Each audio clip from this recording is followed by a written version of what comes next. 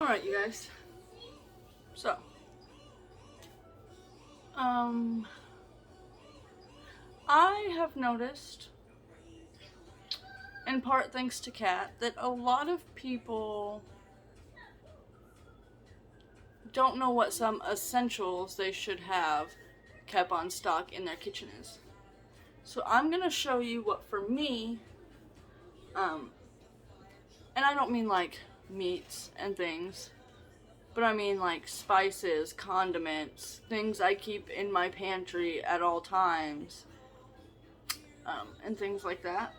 So I thought I would do a series. I'm going to do one for like my spice drawer and cooking / baking cabinet.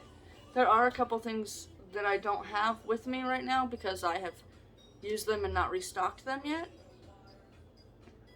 But when I go to the store this week, I will restock them. Then I'm going to do one for my pantry. So that would be more like your food items. And then I'm going to do one for the fridge, which would be like condiments like ketchup, A1 sauce, sauces like soy sauce, teriyaki sauce, relish, butter, things like that. So today we're going to start with the spice drawer / cooking baking cabinet. And hold on, I think I forgot something. I'll be right back. Alright, I found it and now we can go. So these are things that I know if I have them in my pantry. Not in my pantry. That's not the video we're doing right now. In my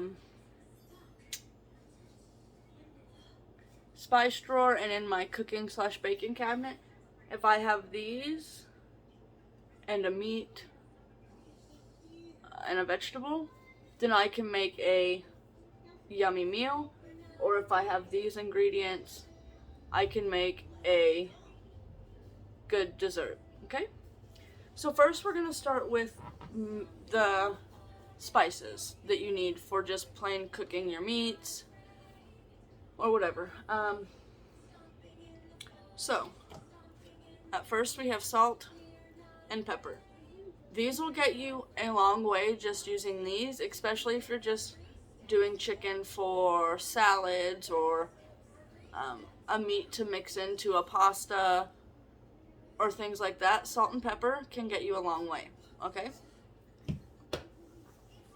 Now to add a little bit of different flavor, seasoning salt, I keep this on hand. This isn't the brand I usually use. I usually use a brand called Cavender's that is made here locally. Well, not in my town, but about 45 minutes away. Our stores haven't been having it lately, so I just decided I would try this one.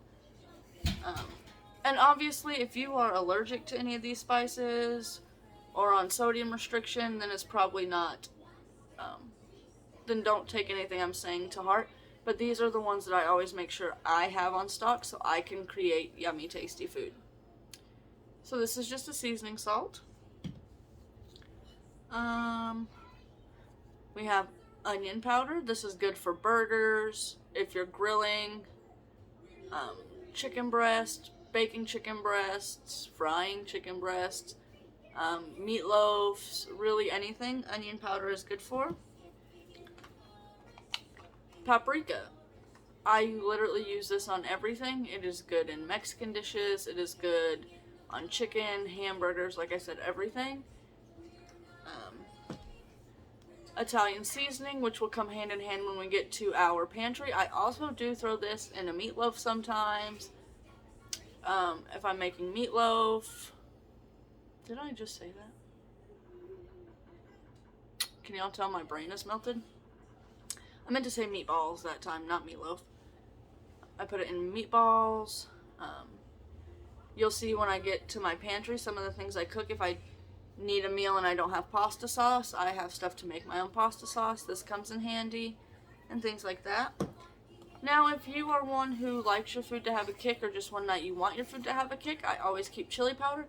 My husband adds this to literally just about everything. But chili powder, I always recommend having it on hand for when you want a kick.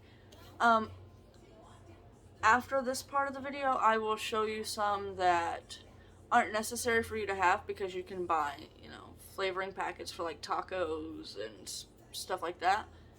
And I will name off a few different ones after I get through these cooking spices that you can purchase so you can make like your own Mexican blend and stuff. So these next two kind of go hand in hand.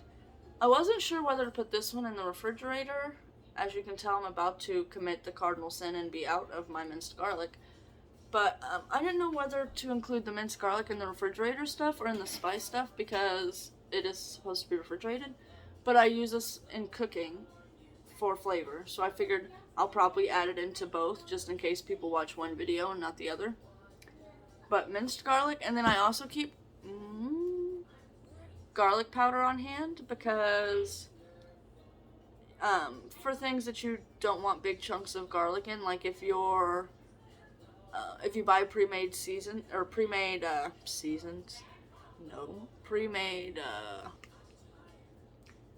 you put them on the grill and then you put them on a bun, hamburgers, and you don't want to have big chunks of garlic on the outside of them. I use this for that. Really, mainly that's all I use it for. If I'm cooking a big slab of meat, I use my minced garlic. If I make my own hamburgers, I use my minced garlic, but this does come in handy for situations like that. Alright, so some other seasonings that I'm going to be too lazy to get up and go get because I didn't bring them over here, that I do recommend you have after you've got your basics, but they're not necessary, is ground cumin, however you say that, cayenne pepper, and I think that's really the only other seasoning I have in there. Oh, red chili flakes. I do recommend those. Red pepper flakes, not chili flakes. Okay. Oh. So we'll start with the baking stuff now. I always keep active dry yeast because you can make bread. Always keep it on hand. Okay? To go along with that, you always have all-purpose flour on hand. Baking powder. Baking soda. Cornstarch. Now, I don't use a lot of cornstarch in my baking or in my cooking. The only time I will use it is if I'm making if I'm frying something up with a batter on it, because the cornstarch will help it be a little more crunchy. Also, these are good. Cornstarch is good for making a slurry if you need to thicken up a stew or a soup or anything like that. Cornstarch is good for that. I keep a small can of Crisco on hand because I don't use it a lot, but there is one cookie recipe called crinkle cookies that I will make for you guys sometime in the future that my husband loves, and it calls for Crisco, I think. Nope, wrong. Crinkle cookies, sorry, my brain's on this. Crinkle cookies don't call for Crisco. They call for oil, which is in my pantry thing, but Snickerdoodles call for Crisco. So I keep those on hand. I don't make them very often, but I do keep this on hand for when I do. Brown sugar is a necessity if you like to bake and if you like to have oatmeal in the mornings. It's also good for making your own marinades, barbecue sauces. What else do I use this for? Sometimes I'll rub it on my chicken or my pork. When I throw it in the crock pot, just a little bit of it with some A1 and some Worcestershire sauce and maybe a little bit of ketchup.